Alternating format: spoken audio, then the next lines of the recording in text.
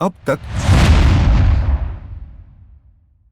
मुंबई की आबादी कम करने के लिए एक शहर पोस्ट वॉर डेवलपमेंट कमेटी ने शहर के भविष्य के विकास को रोकने के लिए बंदरगाह के सामने मुख्य भूमि पर क्षेत्र विकसित करने की सिफारिश की। थाने खाड़ी के उस पार भारी उद्योग निर्वासित किया जाए और सालसेट पर हल्के उद्योग को फैलाया जाए, यह एक जरूरी विनती थी। आजादी के बाद और विभाजन की कई समस्याओं में फंसी राज्य सरकार को शहरी विकास कार्यों के लिए धन नहीं दे सकी। बर्वे ग्रुप ने फरवरी 1959 में रिपोर्ट दी, जिसमें से एक प्रमुख सिफारिश यह थी कि थाने खाड़ी के पार प्रायद्वीपीय मुंबई को मुख्य भूमि से जोड़ने के लिए पुल बनाया जाए। इस ग्रुप को लगा कि यह पुल की वजह से खाड़ी के उस पार विकास में तेजी आएगी, शहर के रेलवे और सड़कों पर कम दबाव होगा।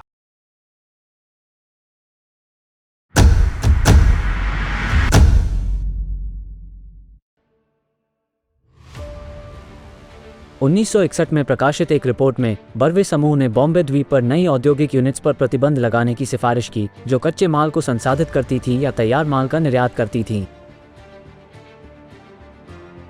बांद्रा कुर्ला में नए व्यापारी संकुलन के निर्माण की सिफारिश की और भूमिगत रेलवे परियोजना को मंजूरी दी। शहर से बिखरे उद्योगों को अवशोषित करने के लिए समूह ने बंदरगाह के पार मुख्य भूमि पर शहरी विकास और ठाणे की खाड़ी पर एक पुल के निर्माण की सिफारिश की। वो पुल का निर्माण 1962 में शुरू हुआ। औद्योगिक एस्टेट, बांद्रा कुर्ला कॉम्प्लेक्स जैसे कुछ प्रस्तावों को राज्य सरकार ने स्वीकार कर लिया।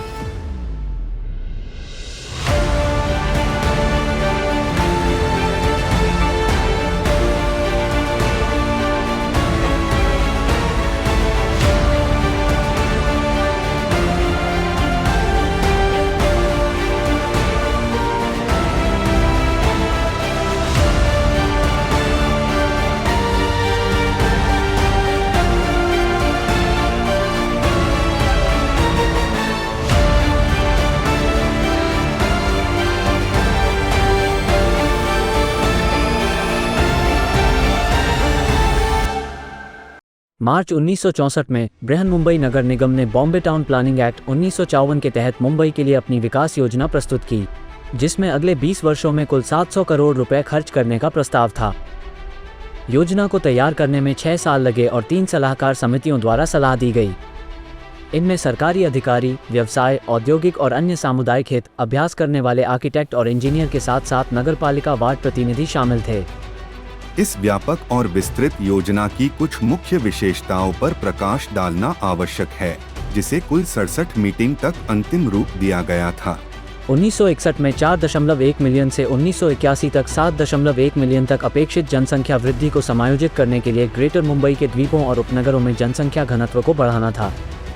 इसका मतलब है कि मुंबई द्वीप पर आबादी प्रति एकड़ 250 से 600 व्यक्तियों के बीच होगी और उपनगरों में 150 से 200 व्यक्ति प्रति एकड़ के बीच होगी। जनसंख्या घनत्व में इस तरह की वृद्धि, जो दुनिया के अन्य शहरों में औसत से बहुत अधिक है, का अर्थ है जीवन की गुणवत्ता में गिरावट और बीमारी फैलने की अधिक संभावना। एक राय के अनुसार योजना को व्यवसाय समुदाय के हितों के खिलाफ जाने के रूप में भी देखा गया था, क्योंकि उन पर विकास कर लगाने का प्रस्ताव और शहर के बड़े पैमाने पर पुनर्विकास और सख्त भूमि उपयोग क्षेत्रीकरण से पुनर्वास की भारी कीमत चुकानी पड़ेगी। 1964 की विकास योजना में इन खामियों को देखते हुए शहर के व्यापारिक समुदाय ने शुरू में राज्य सरकार की योजना को मंजूरी देने में देरी करने की कोशिश की, और दूसरी बात, इसने सरकार के सामने एक वैकल्पिक योजना पेश करने की कोशिश की। अनुमोदन प्रक्रिया 1967 तक पूरी नहीं हुई थी और तब तक प्रसिद्ध आर्किटेक्ट्स की मदद से एक और योजना तैयार की गई थी। मुंबई के 2 प्रमुख आर्किटेक्ट चार्ल्स कोरिया, प्रवीणा मेहता और शिरीष पटेल इंजीनियर द्वारा लिखित और मॉडर्न आर्किटेक्ट्स रिसर्च ग्रुप द्वारा प्रकाशित एक लेख ने बंदरगाह के पार एक नए शहर की आवश्यकता पर बल दिया।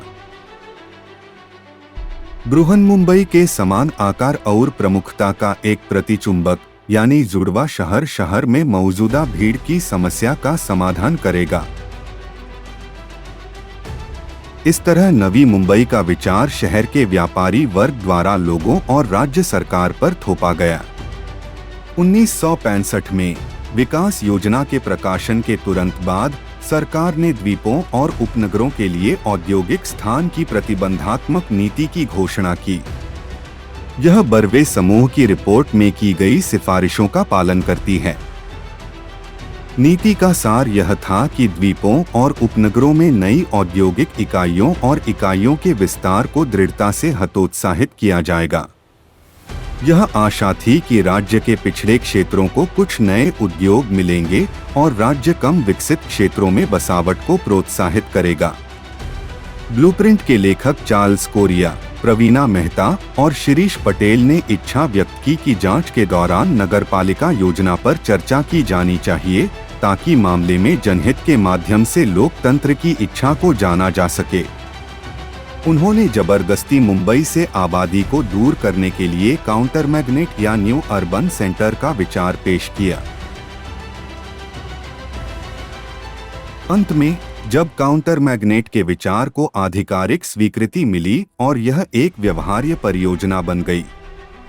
नए शहरी केंद्र में लगभग 20 छोटे अलग अलग नए शहर शामिल होंगे, जिनमें से प्रत्येक भौतिक बुनियादी ढांचे और सामाजिक सुविधाओं के मामले में आत्मनिर्भर होगा और फिर भी आर्थिक रूप से आपस में जुड़े एक बिखरे हुए महानगरीय मैट्रिक्स का निर्माण करेंगे जो क्षेत्रफल और महत्व में पुराने मुंबई के बराबर होगा।